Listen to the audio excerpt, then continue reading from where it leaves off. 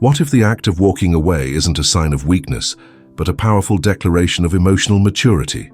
What if the silence you leave behind says more about your worth than any final plea ever could? There's a strange and often painful paradox in romantic relationships, especially for women who've given everything. Sometimes it's only when she walks away that he starts to see her, not when she gives, not when she waits, not when she forgives, but when she leaves. For many women, especially those shaped by decades of trying to be enough, as mothers, partners, peacemakers, the idea of walking away feels unnatural, almost like failure, as if love requires her to stay, endure, repair. But there comes a moment, sometimes after years of being emotionally breadcrumbed or invisibly dismissed, when something shifts. She doesn't scream, she doesn't plead, she just stops. And in that silence, something else begins. This is not about games. It's not manipulation. It's the result of deep exhaustion and deeper awakening. She realizes that her value isn't determined by how long she stays in places that hurt her. It's measured by the courage it takes to walk away from them. From a behavioral perspective, walking away changes the entire structure of reinforcement. Relationships, like any behavioral pattern, are shaped by consequences.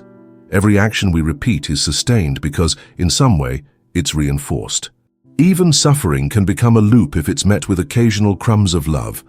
Skinner would say, "We behave based on what the environment teaches us to expect. If affection only arrives when a woman is submissive, quiet, overly accommodating, she learns to perform that role, believing it's the only way to be loved. But the day she disrupts that pattern, the moment she removes herself from the behavioral loop, she changes the stimulus. She introduces something new, uncertainty. And uncertainty is powerful, because suddenly he's no longer in control of the reward. The woman who always stayed, who always forgave, who always explained her pain, now becomes the woman he can't predict. The attention he once took for granted disappears.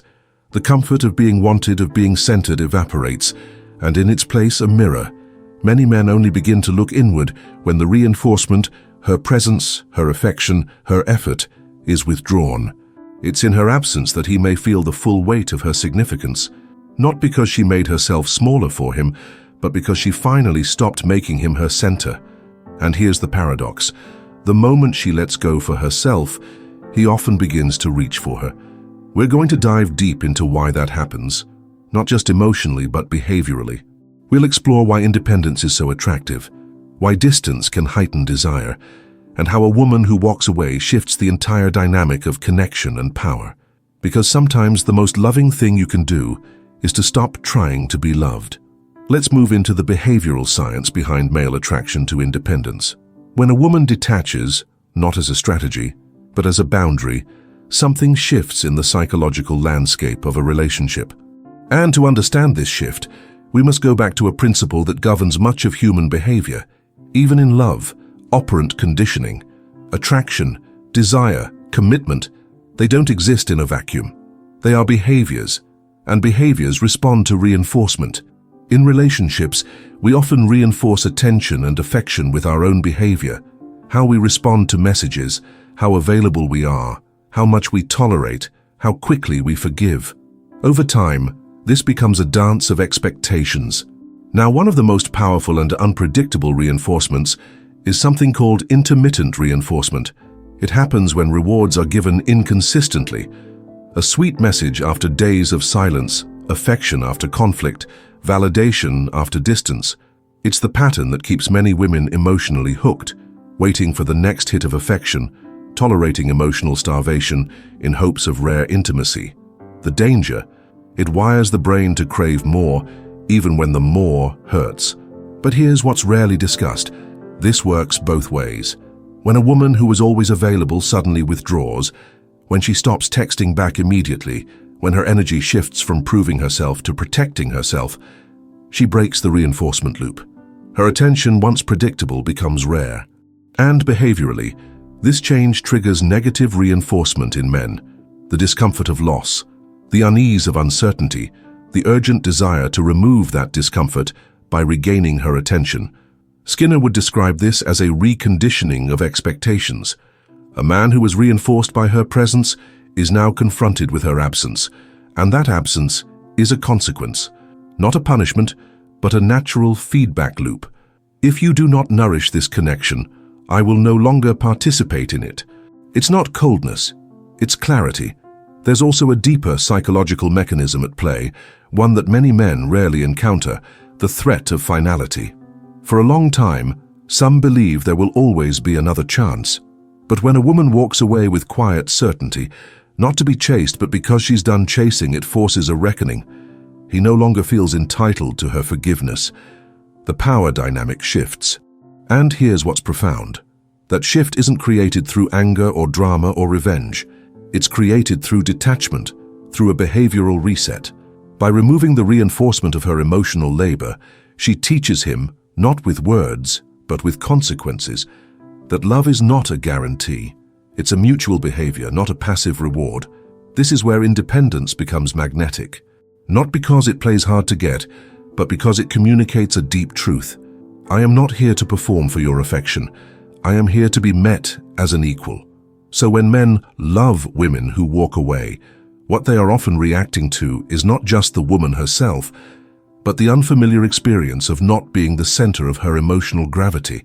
She becomes unpredictable, self-contained, and that unpredictability, for a man used to passive reinforcement, can ignite both anxiety and attraction. But here's the caution, that attraction isn't always genuine change. Sometimes it's the reactivation of the chase. And unless his behavior also evolves, unless he too enters a new pattern, the desire may fade as soon as the challenge disappears. That's why walking away must never be a tactic to manipulate his behavior. It must be a return to your own. In the next chapter, we'll explore what happens inside a man when a woman truly detaches, the emotional wave that follows her absence, and the internal reflection it provokes. Because what we leave behind in silence often echoes louder than all the words we ever said. When a woman walks away, not to punish but to preserve herself, she creates a rupture, a silence, a space where something used to be constant. And for many men, especially those conditioned to take that constancy for granted, this absence is not just a loss of company. It's a confrontation with themselves. At first, he may dismiss it. He might even expect her return. After all, hasn't she always returned? But time behaves differently in silence. Days stretch, assumptions falter, and somewhere between his denial and his doubt, a new feeling emerges: discomfort.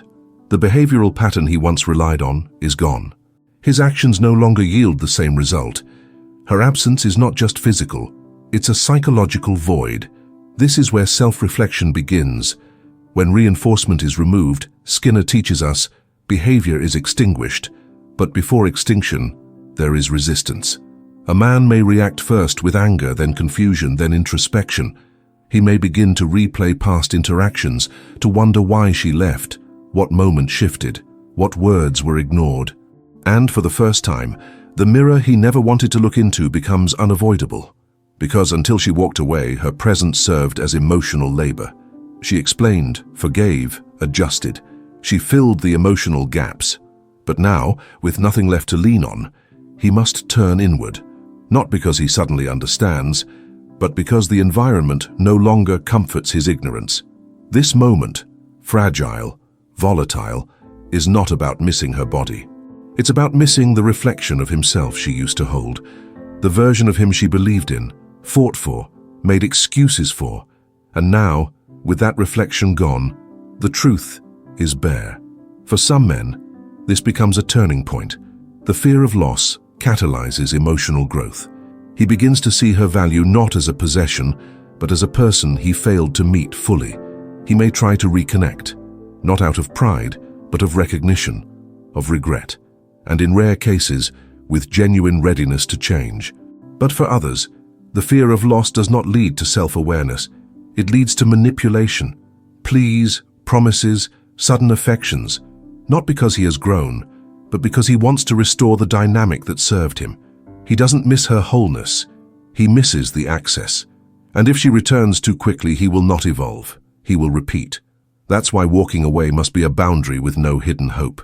It's not a test for him to pass, it's a truth for her to live. And it only transforms him if he's capable of transformation, not just performance. And yet we cannot ignore the emotional intensity of absence. For the man who genuinely loved her, even if poorly, her silence is a wound, one that bleeds quietly, long after the door has closed. It forces him to face what he once ignored, his emotional laziness, his avoidance of vulnerability, his entitlement to her care. Skinner would say that all behavior has a consequence, and sometimes the deepest consequence isn't punishment, it's realization. Realization that you had something rare and you were too conditioned by your own patterns to see it in time. So yes, some men begin to love when women walk away, but more precisely they begin to feel, and feeling, when not buffered by constant female emotional labor, becomes a teacher. To walk away is not simply to leave a man. It's to leave a pattern, one built on uneven effort, emotional dependency, and quiet self-abandonment. It's to withdraw your energy from a dynamic that made you forget your worth. And in that withdrawal, something sacred happens, a return to center. Many women spend years, sometimes decades, in relationships where their emotional labor is not seen as labor at all, but as obligation. They hold space for growth that never comes. They soothe egos. They shrink their needs to preserve harmony. And over time they become conditioned, not by cruelty but by repetition, to believe that love must always cost them something.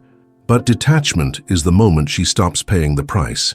It's not the absence of love, it's the presence of boundaries. Detachment means recognizing that another person's chaos, neglect, or indecision is no longer your home, that you are no longer responsible for managing someone else's inability to meet you. You stop fixing, explaining, proving, not out of bitterness, but because your energy is sacred, and you finally remember that.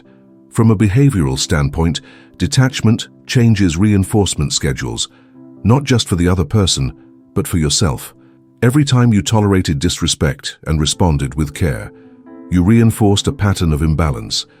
Every time you silenced your hurt to avoid conflict, you conditioned your nervous system to accept emotional neglect as normal.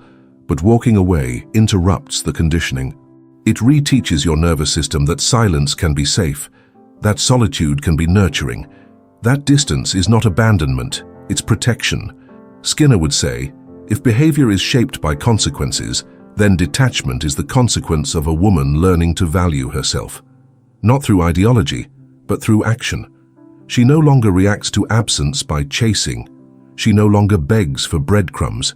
She no longer rewards inconsistency with presence.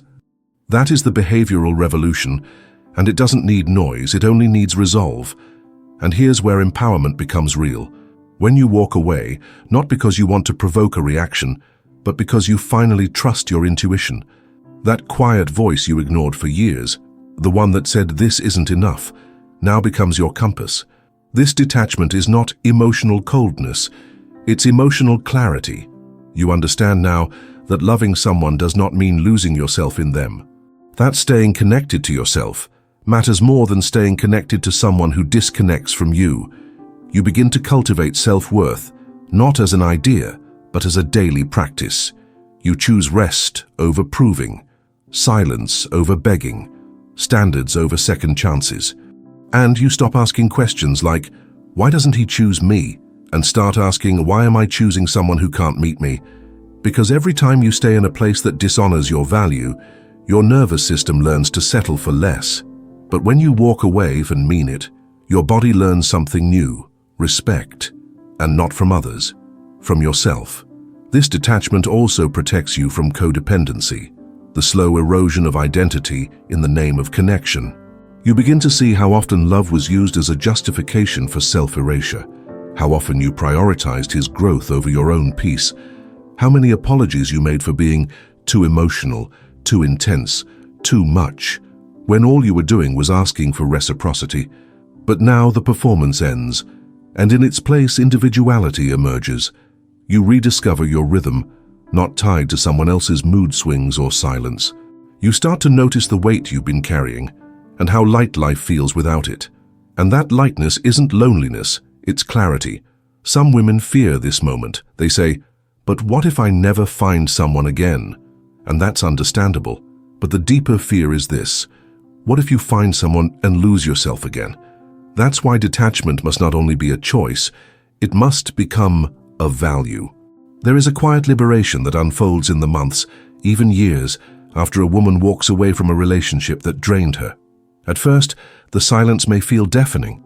The absence of his voice, his presence, even his chaos, can feel like a kind of death. But with time, that silence transforms. It stops echoing with loss and begins to fill with something else. You. When you choose to walk away not to prove something to him, but to honor something in yourself, you initiate a long-term process of reconstruction. And the first thing that returns to you is dignity. This is not about being strong in the way society often demands women be, stoic, emotionally numb, impenetrable. No, this is about cultivating the strength to live from truth, even when that truth costs you companionship. It's the strength to say, I want love, but not like this, not at the expense of myself. Over time, this decision creates a new internal structure. You begin to notice the subtle shifts in your body, less anxiety when your phone doesn't ring, fewer internal negotiations over how much of yourself to sacrifice in order to be kept. You start sleeping better. You stop rehearsing imaginary conversations, and slowly, the storm inside you clears.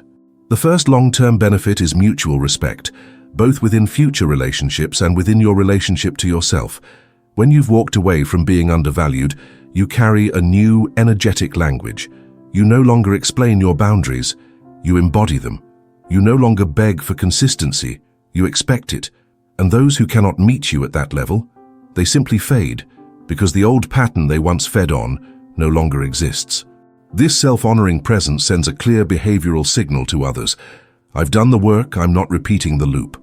And surprisingly, it attracts people who are also doing their own emotional work. People who respect autonomy because they've earned their own. But perhaps the most overlooked benefit is personal growth, because walking away doesn't only free you from them, it frees you for you. It opens up time, space, and emotional bandwidth to explore parts of yourself you abandoned. While trying to be enough for someone else, you rediscover your interests. You might go back to therapy, or pick up that book you never finished, or simply enjoy the quiet of your own thoughts without waiting for someone else to validate them. You learn how to regulate your nervous system without someone else's presence. You become your own safe place. Skinner would frame this as a shift in reinforcement sources. Previously, your self-esteem may have been reinforced externally, through being chosen, desired, or needed. Now, the reinforcement is intrinsic. You begin to feel whole, not because someone else mirrors your worth, but because you finally believe in it. From this place, love becomes possible again, but not the kind that comes with conditions, the kind that meets you where you are, without demanding your silence or your submission. You begin to build relationships not based on fear of abandonment, but based on shared effort and respect. You're no longer afraid to ask for what you need, and you're no longer ashamed to walk away if it's not offered, because you've already survived the loneliness of leaving, and you've discovered that loneliness with integrity is less painful than company without it. Another long-term gift? Emotional discernment. You see red flags more quickly. Not because you've become cynical, but because your body now knows what unsafe love feels like, and you trust that knowing.